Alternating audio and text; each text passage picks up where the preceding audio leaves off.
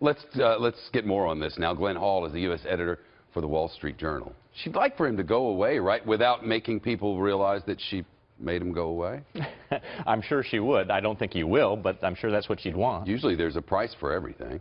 Well, look, if you're Bernie Sanders, though, you're also calculating that there's a potential stumble in the future. The email scandal has not gone away. There are, in fact, more RNC lawsuits coming along. Oh, yeah. So he may be hoping that there's a stumble. And if, in fact, she were to stumble, he'd be left there to pick up the pieces. He's the only one left. Republicans probably wouldn't mind that, would they? You know, that would be a very interesting matchup and a very different kind of matchup than they're preparing for right now. What do you see the next step on the Democratic side being? You know, I think Hillary has to continue to show dominance in the field, right? She can't leave any openings, any doubt. And she's also got to pick up some of the swing states. She hasn't done very well in swing states. Missouri's still in play right now. Illinois, Michigan. These are places that she needs to win in a general. So she's got her eye on the general. She's got some weaknesses still to overcome. And you wonder if he won't be able to exploit some of those if it were a matchup between Donald Trump and Hillary Clinton, which obviously it looks like it's going to be. You wonder how that would flush out.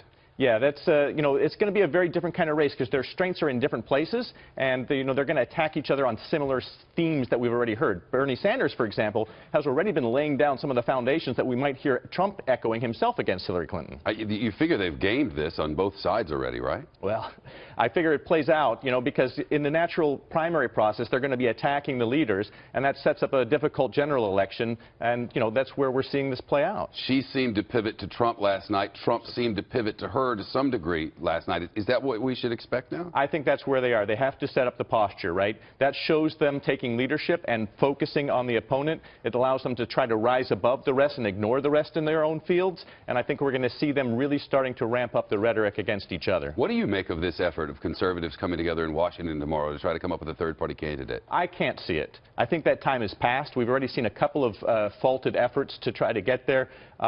You know, the only thing that happens if a third-party independent candidate comes in is no Republican gets the White House.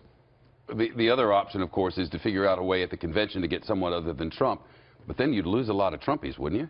Well, look, that's what they're counting on in terms of those, you know, Kasich and the Cruz camp. They're hoping to find a way to keep Trump from getting the magic 1,237 delegates and have that contested. But Trump, he played his cards very interesting last night. He made the point that, you know, if it becomes a contested convention, and even if I'm behind by a few hundred and I don't get the nomination, there will be riots, he says. And I think, you know, he's putting a warning flag out there. Is that inciting?